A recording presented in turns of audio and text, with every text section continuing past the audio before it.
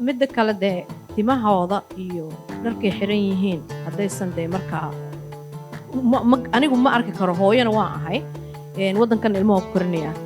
ilmaha timahooda sidaa tiriba waxaa soo maraa tiri Elvis iyo dad oo ilaahay ogya awowyaashood maaragtay xilligoodii ah timahooda soo jaran jirin odan weligiin arkin kuwan waxay ku dhex nool yihiin dhallinyaradaas ma hadday timaha u jartaan mid heesaa ah u jarto waa ku dhex nool yihiin bay adig laakiin ka waran Soomaaliya salkeeda adoo jooga ayaa Elvis odan weliga arag filim ka daawanin oo laga yaabo inaad TV-gaas u ka aragtay laakiin waddan uu ku nool yahay xataa luqaddu ku heesay aadan aqoonin ayaa ka waran mima garayn jirtay barnaamijkan waxaa hirgeliyey Sita Chiropractic and Massage ma gashay shil gaari dhaawac ma kaa soo gaaray shaqadaada haddaba waxaad u baahan tahay daryeel dugmo iyo qareenkoodooda intaba waxaa kuula diyaara Sita Chiropractic and Massage waxaa kale oo ku diyaar shaqaale ku nugul iyo dhakhaatiir tayo leh Sita Chiropractic and Massage waxay ku dhex taalaa suuqa Sita International Mall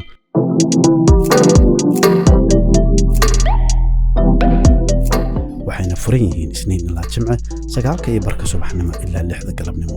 waxaad kala xiriiri kartaa telefoonka 425-529-7522 waxaan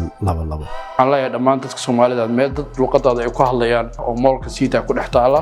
ku soo dhawaada annaga waxaan fiirinaynaa meel soke waxaan fiirinaynaa timaha say u jaran yihiin iyo waxyaabo yar laakiin waxa ka weyn oo loo baahan yahay ilmaha yaryar meeshu tagaba in jacayl la tuso waxa ka weyn in la soo dhaweeyo waxa ka weyn in bulshadiisii uusan maaragtay ka noqon qof maaragtay la dhahay war maxaa sidaa u sameysay uu dareemo meel walba uu tago waalidkii uu arkaba xarumaha maaragtay diinta iyo xarumaha kale ee Soomaalida ay leedahay markii ay tagaanba in ilmaha la soo dhaweysto oo marka maadaama oo annaga hadda waxa aan sameynayna ay tahay healing oo wada hadal oo lagu dawoobayo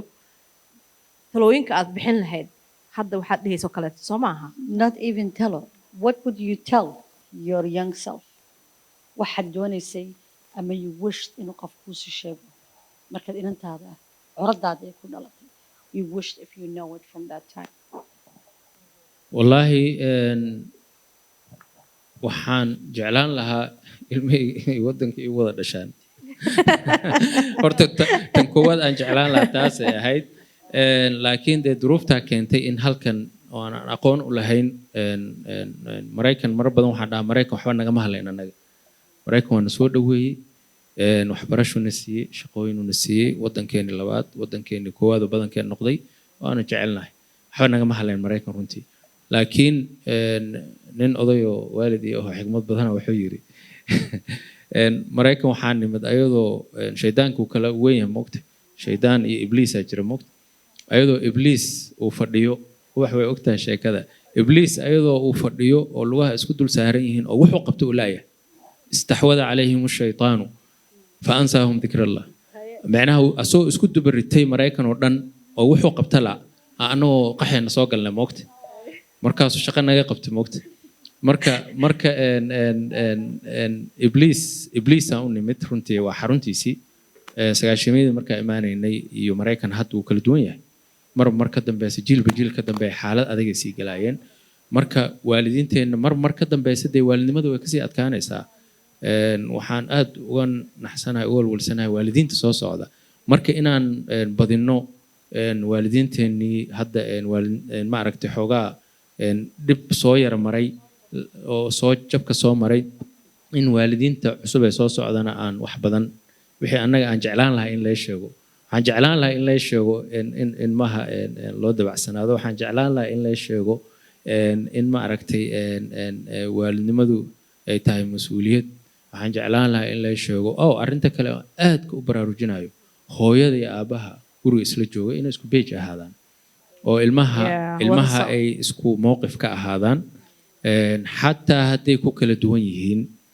in ilmaha aysan dareemin oo ilmaha isku mowqif ka ahaadaan oo mar walbana ay si wada jir ah jaceylka ilmaha ay wada tusaan gurigana ilmaha ay dabacsanaan ka dareen ilmaha qaarkood iskool markay aadan guriga ku soo laabtaan ma rabaan marka waalidiinta waxaan dhihi lahaa in mar labaad iyo mar saddexaad ilmaha jaceylka loo badiyo ani wax yar ku darsan lahaa go ahead wana soo gabagabaynaynaa insha Allah answer that too. waalidiinta horta si markii loo fiiriyo jir ahaan waan joognaa waddankan laakiin qalbiga kama joogno kulli waxaan wada jirnaa waddankii waalidiinta waxaa laga yaabaa haddii la weydiiyo oo la yiraahdo berri maxaa Mareykanka ka dhacaya inaysan ogeyn laakiin dil 6 bilood ee soo socota Soomaaliya maxaa ka soo socda siyaasadeeda way wada og yihiin marka waxaan nahay dad haddaanu waalid nahay culayskaas wuu na saaran yahay qalbiga iyagana aad wuxuu u jecel yahay inaan waddankii ku noqono oo caruurta xagga noogu dhashaan noogu koraano wax walba xaggaan la rabnaa sida ay ilmaheena u rabaan halkan waayo qof kasta meeshuu ku dhasho meesha ugu xun adduunka hadday tahay wuxuu ka jecel yahay ma laha waayo waa meesha ku dhashay annaga laakiin qalbigiina waan ka rarannahay jir ahaanna waa u joognaa ilmaheeninana waxaan rabnaa sidaas aan qalbiga ooga raranayna iyagana u rarno ma shaqaynayso marka ani waalidiinta waxaan kula talin lahaa halkan waa nimaanay sida aan u jeedo meelaa u soconno ma leh kuwii xagga aadayna markay dhowr bilood qorraxdii dabaysha kusoo dhacday waa la soo noqday maadaama aynu sidaas nahay waalidiinta waxaan dhihi lahaa sida aan aniga jeclaan lahaa inaan horta bal qalbiga ka degno qalbiga ha la dejiyo ilmahana naxariis meel haddaysan naxariis joogin raxmadda maba imanaysaba naxariistu waa waxa aad shay qaali ah waay qof kastana ma helo waalid kastana lagama helo waalidiinta qaar waxay weeyaan way yaro kulkulyiin dabeecadooda ilmahaaga markaad tusto canaan badan dagaal badan qaylo joogto ah markuu intaasoo dhan uu yar yahay wuu kuu ururinayaa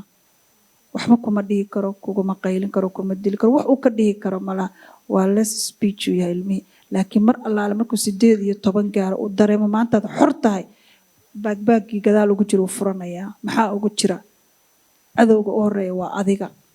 qofka u horeeya ka bilaabo waa adiga markaas wuxuu samaysanayaa saaxiibka ugu xun adduunka laakiin isaga u hadal fiican oo naxariis tusaya ana cadowgiisa horuu ka raacaya ma soo qaban kartid laakiin marka hore haddaan naxariistaada iyo hadalkaaga fiican xataa hadduu gadaal ka yara adkaado marka hore is adkeeyo waxaa kusoo duxaysa hooyadii naxariistii aabihii naxariistii in halkaa laga jeceliyo waayo gadaal wuxuu ka ogaanayaa xaggaas inaysan wax badan ka jirin marka waxaan dhihi lahaa caruurta naxariis ha la tuso ha la dhagaysto qof jira inuu yahay ha la tuso ha lala sheekaysto fikradana ha la weydiiyo maanta gurigeena wixii la karin lahaa iyo maxaa schedule noo haysaa maxaa maanta cunaa adaa diyaarinaysa adaa keenay fikradan maanta dhan ha la wadwado hebelaa iskale fikradan hebel baa iskale fikradan qof kastana positionkiisa ha lagu qiimeeyo aniga saa unba ila tahay saan kaga bixi karna haddaan waalid nahay Faadimo, waxaan doonaya inaan summarize gareeyo ama soo koobo 5 shay anigu aan maanta ka qaatay anaan doonayo ina laga qaato haddaan wax kale ka qaadan episode-ka maanta waa bilow bismillaahi baan ku furaynaa attention waxaad tidhaahdeen ilmaha ina la dhagaysto oo laga guro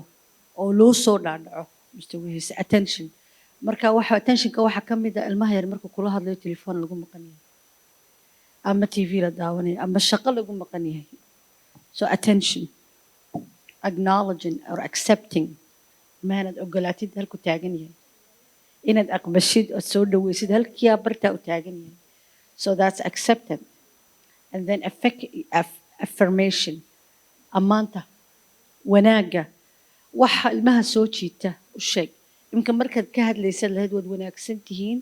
laakiin hormoonkaas baa idinka dhigaya markaad ogaataan iska qabtaan caruur wanaagsan baa tihiin right so always hadalka wanaagsan ee dabacsan yes ku bilaaba ku wada ducadana u badiyo hortaasaan ugu ducada waliba ducada hooyada opens all the doors right marka taas waa waxa weeyaan 3 then affection love jacayl luqadeena ma aha yani dadkeena kumay soo karin hooyo hag ku siisa maanta dhan miyaan ugu celcelinaya waa ku jeclahay muusan ogeyn ilmahayga inaan jeclahay waa kana cunaan siiyaa gurigaan ka bixiyey waa hayaa dharkaan u gadaa dee waa ogyahay inaan jeclahay maanta dhan muugu celceliyaa waa ku jeclahay maalaa yacni miyaan ku celceliyaa maanta dhan qof walba bani aadamo ilaahay abuuray wuxuu leeyahay a love language if it's your parent ama hadduu ilmaha yahay if hadduu hagga haddaana eedu garanayn adigu sii then she's gonna get used to it you give the hug laakiin showing affection saying I love you it's something community kumaanan soo korin as parents I don't remember like my mom coming and say I love you waan naxi lahaa maxaad iga rabtaa muna innaga kuma aanan soo korin laakiin bey-adan aan la noolnahay waa inaynu wax ka baranaa ma aha moogtahay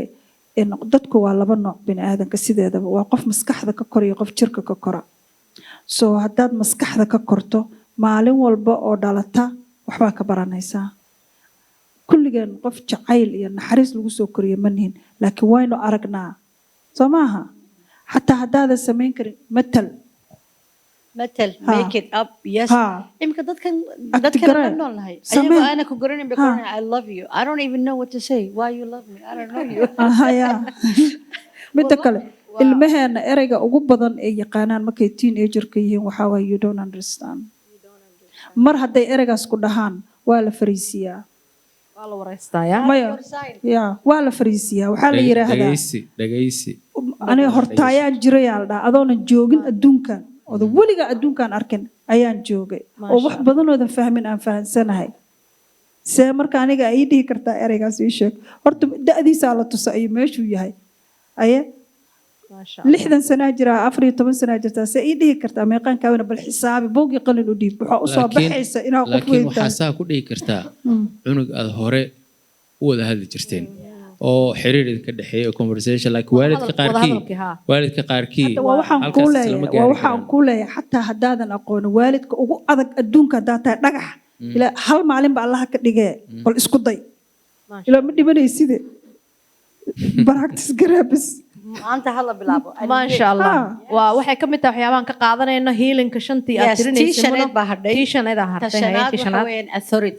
authority waxa weeyaan boundaries waxa weeyaan qaanuunka gurigu leeyahay waa policies and procedures in place you can't come sida imka maanta lahayn waa lagu qaylinaya waxaan kugu yidhi qashinka qaadi mise jeer baan kugu odhanaya then you think why am I yelling I just told the person to do it given time so you have to have boundaries waxay caruurtu og yihiin hordhac qaanuunka gurigu leeyahay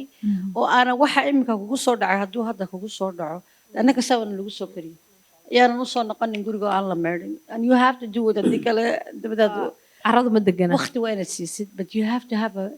rule ay og yihiin ay ogaayeen and consistent